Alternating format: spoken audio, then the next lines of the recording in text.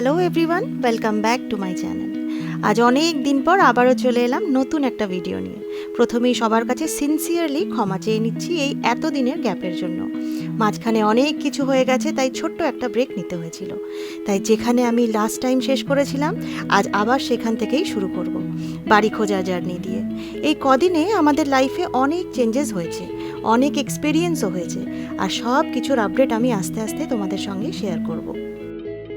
আজ আমরা আবার বেরিয়ে পড়েছি কিছু বাড়ি দেখতে।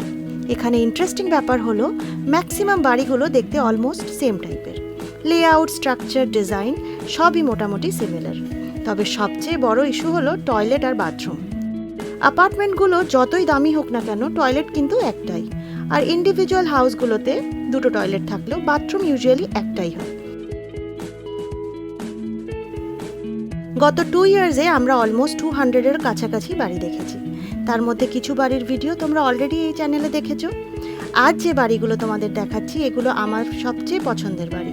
এটা একটা ডুপ্লেক্স অ্যাপার্টমেন্ট, বেশ বড়, খোলামেলা, আর লাইটিংও দারুণ। ভিউটাও খুব সুন্দর, স্পেশালি সকালবেলায়। অ্যাপার্টমেন্টটা একটু পুরনো হলেও ওনার বলেছেন যে প্রপার রেনোভেশন করিয়ে দেবেন, তাই ওটা নিয়ে কোনো টেনশন নেই।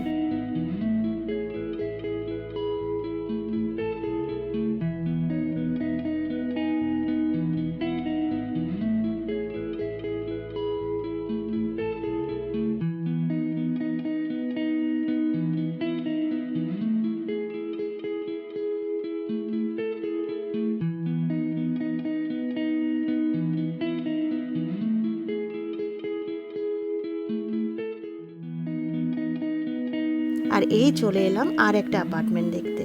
অ্যাকচুয়ালি এটা ছিল আমাদের দেখার লাস্ট বাড়ি, আর অনেস্টলি বলতে গেলে আমি এই মুহূর্তে একটু কনফিউজড। এই অ্যাপার্টমেন্টের লোকেশনটাও একদম পারফেক্ট। মেট্রো স্টেশন থেকে মাত্র 50 মিটার, লিটারালি বলা যেতে পারে স্টেশনের গায়েই বাড়ি। এটা একটা কর্নার অ্যাপার্টমেন্ট, তাই দুটো ব্যালকনিও আছে, আর পুরো মেন রোড ফেসিং। এই অ্যাপার্টমেন্টটা ফুললি রেনোভেটেড, একদম রেডি টু মুভ। কিচেন থেকে শুরু করে toilet, everything is renovated by TOTO, যেটা জাপানের one of the best brand. এবার আসল চ্যালেঞ্জ, ডিসিশন নেওয়া।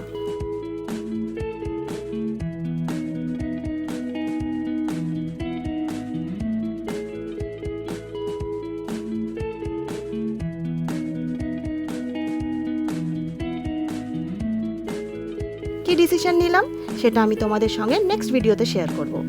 আজকের মতো এই পর্যন্তই। ভিডিওটা যদি ভালো লেগে থাকে একটা লাইক করো কিন্তু। দেখা হবে খুব শিগগিরই নতুন একটা ভিডিও নিয়ে। সবাই খুব ভালো থেকো, টাটা।